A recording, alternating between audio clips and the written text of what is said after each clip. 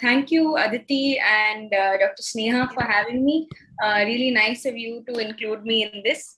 And as oculoplasty surgeons, we tend to not really have any mistake videos as such. We end up seeing the things post-operatively and then thinking back what could have happened. Because if you put a wrong suture, you can always cut it and put a new one. So that's oculoplasty. So I won't be presenting a single video. I'll be talking about a series of things that I learned in my now first 8 months of private practice. So here are some pre-operative challenges and things to keep in mind. So one is to always take a picture. So in case you didn't take a picture, at least WhatsApp the patient and ask them for old pictures, because if you don't have pictures of the patient, it's very difficult to compare with what they had earlier and to justify it to the patient that you've done something which is better for them.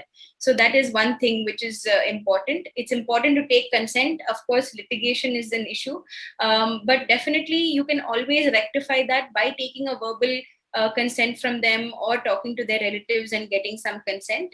This is very important in this day and age of practice.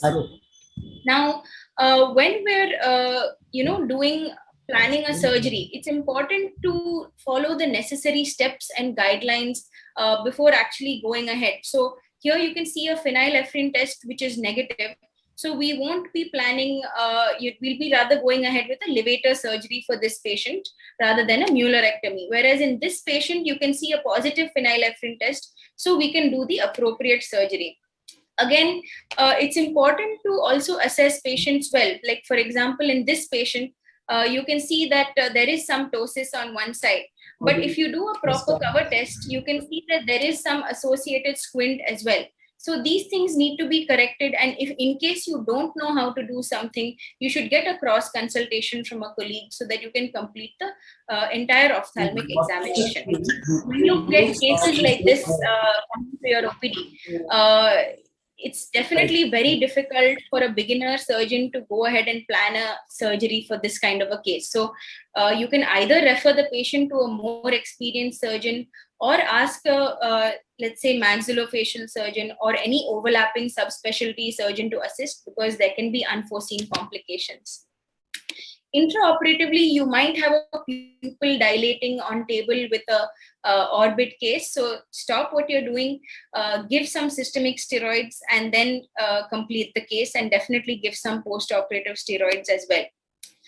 When you're doing a ptosis surgery, if the lid height is not adequate on table, don't end the case. You can open up and check the lid height again, make them sit up if needed, and then recorrect and make it better on table, because if it's not good on table, it's not going to be good post-operatively. If you feel like you might need to adjust post-operatively, definitely give them a course of steroids. Sometimes tubes do break when you're doing a frontalis sling or you're doing a lacrimal intubation. So definitely don't use old tubes or autoclave tubes. Use brand new ones, and don't pull them, push them too much. Don't tighten them too much, and definitely keep a backup if you break a tube. Post-operatively, yes, hematoma formation, they can be drained, and ask a good history for bleeding disorders or if they're on antiplatelet medication. Worst case, you might need to drain any hematoma which forms.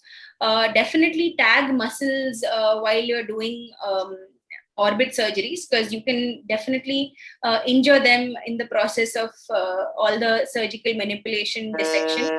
If required, they may need squint surgery post-op. Transient ptosis, yes, when you're doing a lid split incision or digging deep into the orbit, you can do some nerve damage or some levator damage. So definitely steroids after surgery, depth dissection, and we need corrective surgery.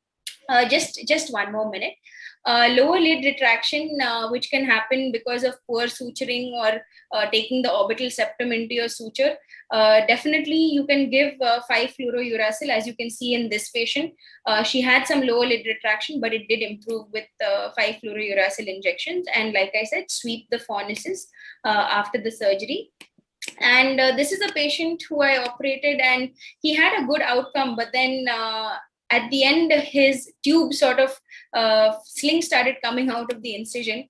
So definitely get a good history of proper wound healing. You can always rebury, of course, and now he's doing very well. And in blepharoplasty patients, it's important to get the patient's psyche, understand how they are, because they do get alarmed by this kind of swelling and things like that. And of course, don't excessively dilute your Botox injections or Madam, please conclude your injections. session. Sorry to interrupt. Please conclude Yeah. the session, madam. Yeah. Okay. Fine. All right. That's it. I'm done. And of course, the best way to learn is by teaching. So thank you. Thank you so much, Rituja. Wonderful presentation, wonderful takeaway notes. Maurya, sir, can we have the discussion, please? Thank you, Dr. Rituja, for a comprehensive overview of things that could go wrong when you just starting out in oculoplasty practices. It looks like you have managed multiple situations and learned well. Very important to also assess the psychology of the patient. As you mentioned, you're pursuing an aesthetic practices as well. You know, the orbital surgery is always challenging. Ptosis is again challenging, but you may face challenging situations during surgery on the table. And Dr. Rituja described such situations nicely how to handle. Thank you.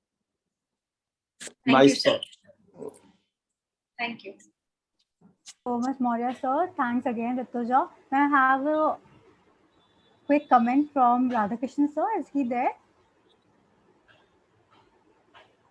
Yeah, I'm very Vaishali ma'am. Yeah, Radhakrishnan, sir, please. Then Yeah, Vaishali ma'am, then we'll come to you too.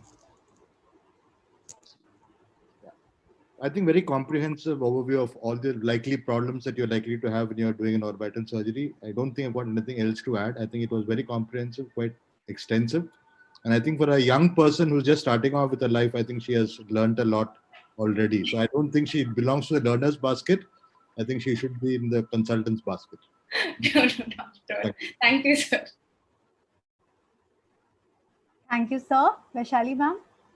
Yes, again, excellent presentation. It was lovely seeing all the pictures. And one tip I always teach my students is, which you mentioned about the MED, monocular elevation deficiency syndrome. So I always tell, whenever a ptosis case comes up, I tell it's mandatory for you to do the cover test, so that just find out whether it is, I mean, before touching the lid, it is important to find out whether there is a squint underlying. So that's what I was reminded of that tip. And thank you for highlighting that, and all the best. Wonderful.